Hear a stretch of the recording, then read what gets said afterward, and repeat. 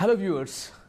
Indian sportspersons and athletes are gearing up to tackle the 2016 Rio Olympics challenge. Amidst that, what is the situation? How is the preparation going on? What exactly is the situation of Indian sports fraternity and arenas in our country? To discuss about all these things, we have with us the Director General of the Sports Authority of India, Mr. Injeti Srinivas, IAS. Hello sir, welcome to Candid Conversation. Hello. Sir, let me shoot the last question of the interview at the beginning itself. Okay. Let's zero in. How many medals, according to you, can India win in 2016? We can safely expect double-digit figure.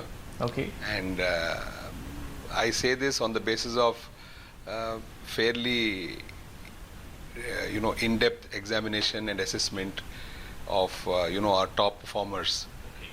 What in that assessment makes you so confident, sir? Because we just have got one each in 1996, 2000 and 2004, and 3 in 2008, 6 in 2012. But then this time you're actually doubling it. What is that you're so confident about? No, basically there are 2-3 factors. One is that you'll have to see the number of athletes who are participating. Okay. Over the last 3 to 4 Olympics, this number has been growing. Yes. This time we are safely crossing 100. Till date we never crossed 100. In some of the sports in which we are doing well, for instance shooting, we have 12 athletes who have qualified, and I think more than 15 events in which they are participating. Yes. And if you look at their world ranking also, 5 of 6 of them are within the top 5, top 6. And they have also, obtained first rank in many major events.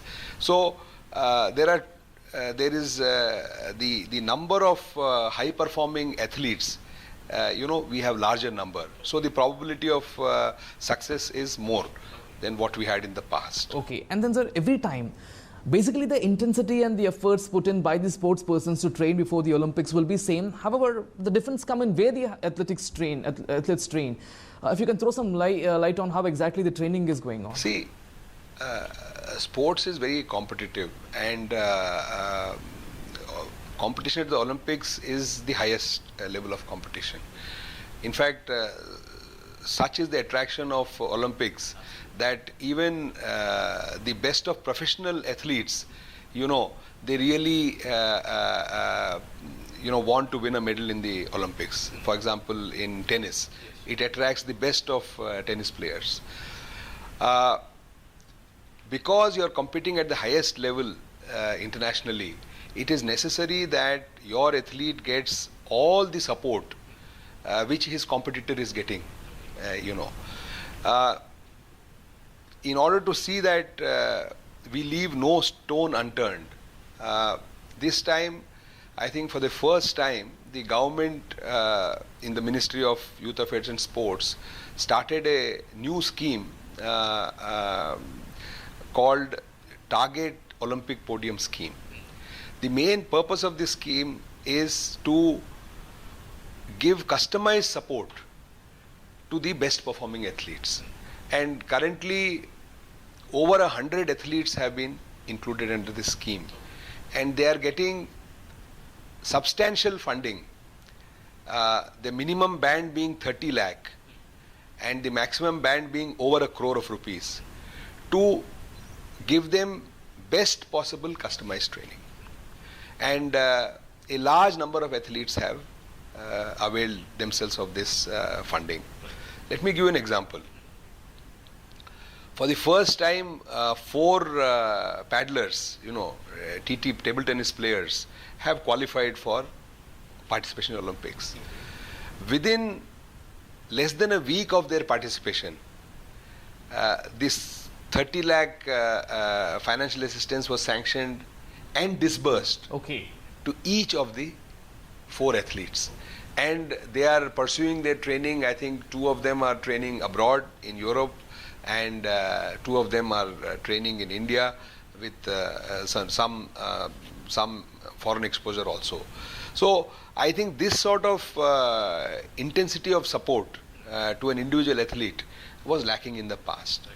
I am very confident that this will have a very, very positive effect and will show in the performance of the athlete. So you said that there is a customized training procedure, and then people are getting trained at various locations, not in a one camp. Not in one camp. It used to be the case. Not in one camp.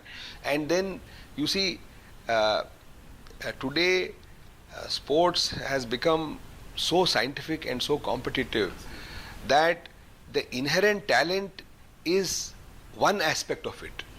You know, the inherent potential and inherent talent of an athlete is one aspect. Every top athlete is also dependent upon outside support in the form of scientific support. So, in the past, I don't think we were giving that much attention to, let us say, a sports psychologist services. Okay. Now, it has become almost imperative that you attach a sports psychologist or a mind trainer with every team, and every athlete also being given some sort of access to the services of a sports psychologist. Similarly, areas like recovery, through this physiotherapist and through so many other recovery modes, that has had not received the type of attention it is receiving today. Yes. So I think altogether the liberal sort of financial assistance, the extensive facilities that have been created in the regional centers of SAI, where most of the national camps are being held, are contributing to the best possible training, and I think the level of confidence also is growing in our athletes. The self-belief is growing. You see, in these mega competitions, it's ultimately the test of nerves. It is whether you can face the big stage, whether you believe in yourself. I may be sounding a little philosophical, but that's not the case. It is the ground reality, because the very fact that they have met the benchmark of participation in Olympics, all of them are super athletes. There is absolutely no problem. Absolutely. So the person who has that huge, amount of self-confidence and self-belief, he or she becomes the dark horse or the giant killer. So I do expect many of our athletes to become the dark horses or the giant killer. So you say Indian contingent could be the dark horse in the Olympics 2016? You see, I would also, make one request to you and through you to the audience. Sure. That it's not a 0 and 10 game. Yes. Between 0 and 10, there is a lot of things you will have to see. True. So I will say that your assessment of how India has progressed in Olympics would depend upon 3 to 4 parameters. Yes. One is, what is the size of your contingent? Absolutely. Is it a respectable size? Yes. Okay, we are the second largest nation in the world. Every seventh, human being on the earth is an Indian. So, how many people are you sending to the Olympics? That is one. The second is, from the 100 plus athletes who are participating, what has been the level of their performance? How many have reached the semi-finals? How many have reached the finals? How many have made it to the top 8, to the top 16? And finally, to the podium. All this counts. You just can't reach the pinnacle without, climbing the... crossing all these levels. Yes. So, I think if you look at this overall type of multi-dimensional picture, I am very confident that we will put up a creditable performance, and let us hope for the best, because it is not desirable nor easy to just make a prediction. Absolutely. We just have expectations, that's it. No, sir, but the point is, now, whatever you've said, according to your analysis, now that means we just have to give a better performance. I mean, we are improving. But unfortunately in India, what we have, the audience, the spectators, the people basically, have expectations that we need medals. Olympics, we need medals. Now, and then come the analysis that where are we getting medals from? Badminton, wrestling, boxing, shooting. But in the rest of all sports, we just are making an appearance basically, and we are standing somewhere in the bottom of the list. This is a very complex question. Let me put it the other way around. I would say that sports offers multiple benefits. Yes. Okay, and medals is just one of them. Okay, so first and foremost, this excessive obsession with medals should go. You know, I am very clear in my mind. A very difficult task indeed. No, but I am telling you, sports has a huge capacity to promote youth development, to promote leadership, to promote community building, and to build, good people, a strong country, a strong nation. For that to happen, sports, even if it does not occupy the center stage, it will have to be given a certain importance in our way of life. Is it been given, sir? I think we have not even scratched the surface. Okay? Yes. Why I say so? You see, a child is the one who is in the most impressionable age. A child imbibes and absorbs. So the most appropriate stage at which sport should be introduced to a child is school. School sport is almost non-existent because we have not integrated physical education and sport in school curriculum. Into the regular curriculum, yes. Today, if you do not know how to operate a smartphone or you do not know how to operate a computer, people would say you're illiterate. So I would say that if you cannot, have some proficiency in sport, minimum level, at least at participation level, that means physically you're illiterate. Yes. So let's not give so much importance to the intellectual literacy. Physical literacy is equally important and they go hand in hand. Once you have a strong base, automatically you can identify talent. Yes. Here, it's a large country and how many competitions are being held? How many kids are having access to competitions? How many kids, even if they have an inherent talent, are able to exhibit or demonstrate their talent? So how are you picking up talent? True. So you will have to have this. So basically the change has to be there at the fundamental level only. Fundamental level, and I'll tell you, medals will follow automatically. Suppose you send 500 strong Indian contingent, 50 medals will go nowhere. It is the law of probability. Absolutely. It will have to happen. Right. On that note, Mr. Injeti Srinivas, let's slip into a short break. After the break, sir, we will be discussing about those critical aspects. The criticism where Indian sports get, the criticism where Sports Authority of India gets from the people. We'll discuss about those aspects. Let's take a short break. Don't go anywhere.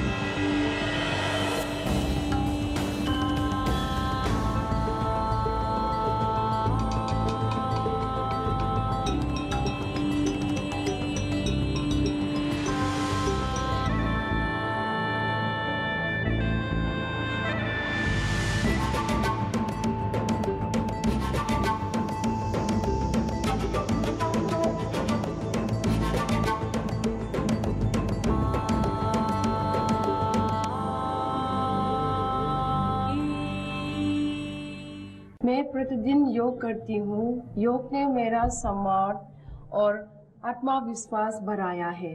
आप भी योग अपनाएं, स्वास्थ्य सनन और ऊर्जावान रहे।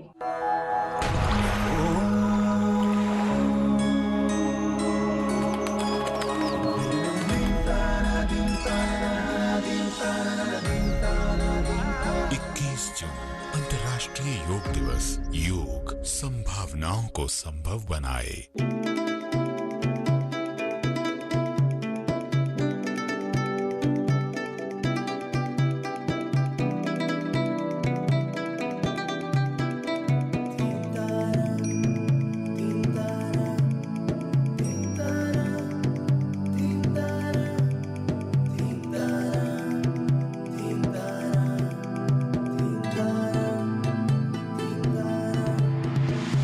Yeah.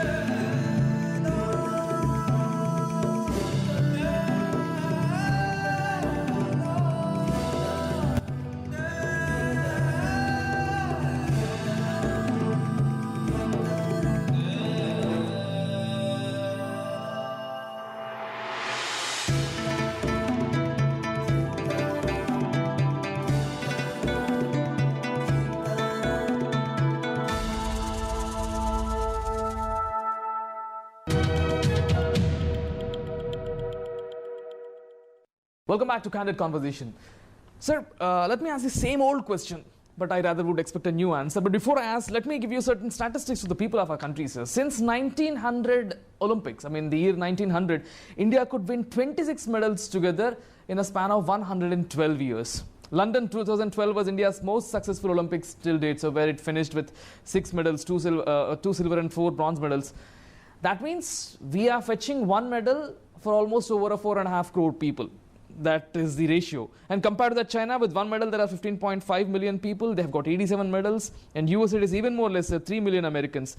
Even in the Olympic rankings, we are at 55 out of 79 participating nations, lower than mini islands like Trinidad and Tobago. We are not even close to any of the countries whom we are trying to be closer in the economy point of view. Sir, we just want to be an economic superpower. We're not even close with them. Such a mediocre situation. This is the criticism where people give. In fact, the statistics suggest that. Where are we heading? Are we on a right path now? Can we change the situation? Of course you can change the situation. Let me tell you one thing. Yes. But things are going wrong at some place. Things are going wrong at some place, yes. But I am confident that things will get rectified. Okay. The movement is in the right direction. It's all a question of awareness, and it's all the question of your belief in sport. It's not government or IOA or federation. If we are disappointed, we should be disappointed with ourselves also. As a society, certainly. As a society also, what is the level of importance you are giving to sport is very critical. Let me tell you one thing. We are, one of the fastest growing economies in the world. Sport contributes to close to 4% of the US economy.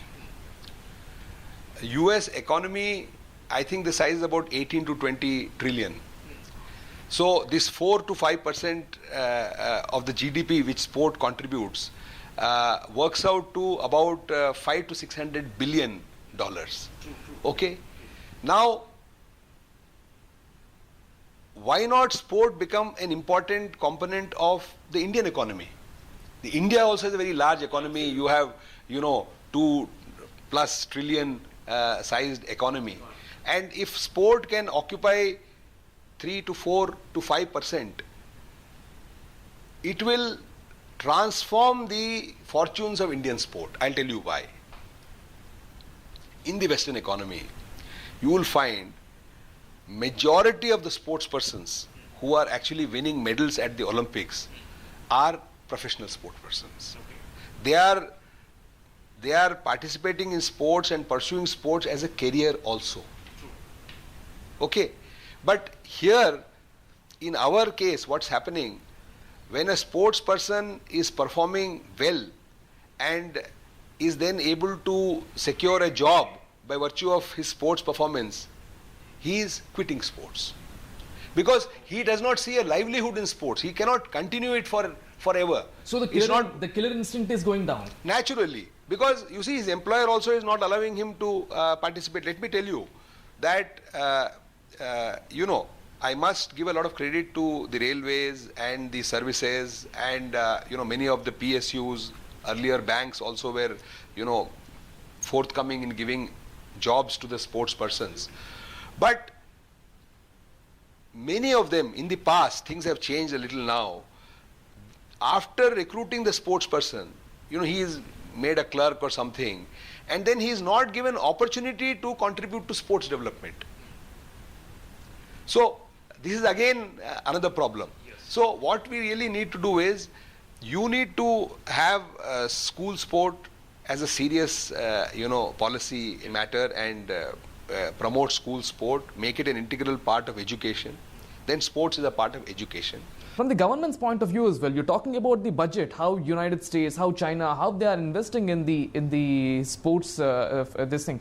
But then coming back to India, how is it going on, sir? You're getting the budget, but then is it sufficient? Is it adequate? Is the most important question. Budget is quite adequate insofar as giving support to the national athletes are concerned. I would say that I would not say that we are having any budgetary constraint. We are now, whatever is required, that sort of facilities are being provided. But down the ladder, budget is inadequate, totally inadequate. That means when you are picking up kids, at a young age and at the developmental level. That means your centers which are at small towns and all, there is very little budget. So that is the time you require the budget. Yes. So budget for the national athletes is fine. There is no issue of any constraint. But budget at the developmental level and grassroots level is totally inadequate. Okay, but then what do you think government should do, sir? I mean, there are situations now. The athletes who participated, if not in the international level, who participated at the national level, national games, who won medals there, still their livelihood is very bad. I mean, there are people who are at a very low level, below poverty line as well. So that could be the major reason why parents will not be encouraging their kids to go into the sports. They only consider cricket to be a lucrative destination. That's I think government, can play a very big role in this. I think private sector should also play a big role in this. Government, basically, there is a provision that up to 5% there can be reservation for sport. Okay. Now, it is not mandatory. It is just enabling sort of provision that up to 5%. Now, nobody is really, except maybe railways, and maybe services. Nobody is really making use of this provision. So I think if this provision can be made mandatory, may not be the vertical reservation but the horizontal reservation, then it will have a huge impact, because it will be a great incentivization. So I think this is one of the things which can be done. Second issue can be that for people who have made the country proud, for example, today let us say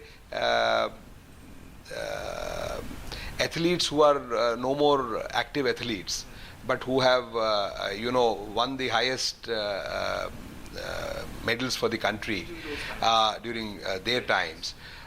Today they are seeking pension support, or they are seeking health support, CGHS facility.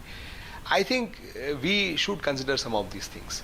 It will really sort of incentivize, and it will inspire people to pursue sports in a big way. So, I mean, you've been constantly saying that we should get rid of this obsession towards medals in the Olympics, and then we just have to see our performance, where we are actually standing.